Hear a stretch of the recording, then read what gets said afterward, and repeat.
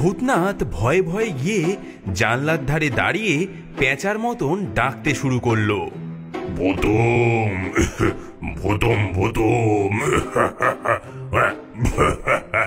ভূতম। কিন্তু তার গলাটা এতই ফ্যাস ফ্যাসে ছিল যে শুনে মনে হচ্ছিল কেউ যেন কাঁসছে। হ্যাঁ গো, শুনছো? বাইরে কে যেন কাঁসছে, নিশ্চয়ই ঠান্ডা লেগেছে কারো। এই সুযোগে ফুচকি ইঁদুরের মতো নিঃশব্দে রান্নাঘরে ঢুকে পড়ল। গরম বড়ার বাটিটা তুলে নিয়ে এক দৌড়ে সে তাল বাড়িতে ঢুকে পড়ল।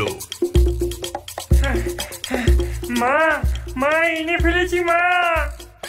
তিনজনে মিলে গরম গরম তালের বড়া খেতে লাগলো।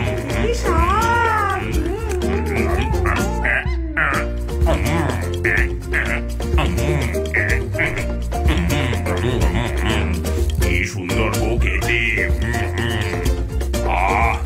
কি স্বাদ, জন্মেও যে এমন জিনিস খাইনি গো।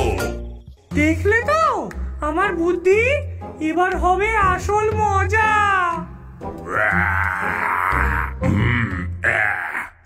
কি জিনিস খেলাম গো গিন্নি, পেটটা ভরতেই দেখি শরীরে কেমন সুর খেলতে শুরু করেছে। আমার তো নাচতে ইচ্ছা করছে মা, অনেকদিন মানুষের ভয় দেখে নাচিনি। পেতনির শয়তানি দৃষ্টি গিয়ে পড়ল হরিপদর বাড়ির টিনের চালের ওপর। চাঁদের আলোয় ওটা একটা রূপালী মঞ্চের মতো দেখাচ্ছিল। নাচবি? শুধু নাচবি কেন রে? গান বাজনা হবে, জলসা হবে, সব হবে। বাজনা? বাজনা কোথায় পাবো মা? ওই দেখ, ওই তো আমাদের বিশাল ঢাক।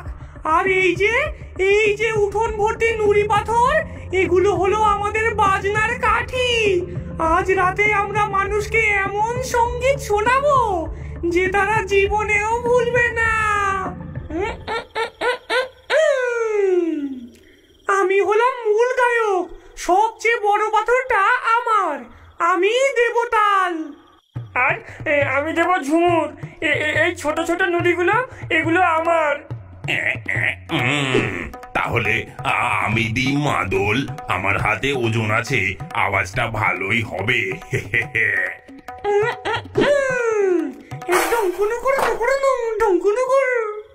হ্যাঁ, এ কিসের শব্দ?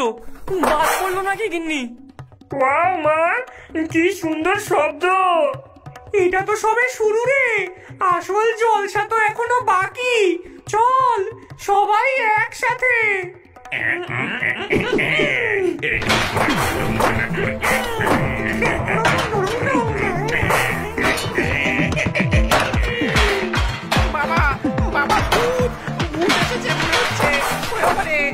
চালে ঢিল মারছে গো, ডাকাত পড়লো নাকি বাড়িতে?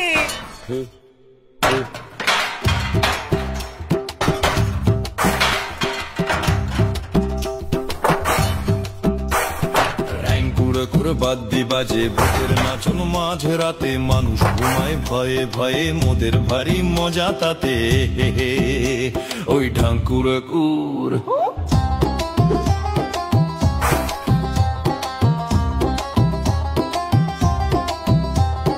বড় পাথর আমার হাতে, দিচ্ছি কেমন রাত্রিবেলা ওদের বুকে ভয় জমাতে। এই তো আমার আসল খেলা, কুরকুর কুরকুর কুরকুর ঢুম ঢুম। ঢ্যাঙ্কুরাকুর বাদ্যি বাজে ভূতের নাচন মাঝ রাতে, মানুষ ঘুমায় ভয়ে ভয়ে, মোদের ভারী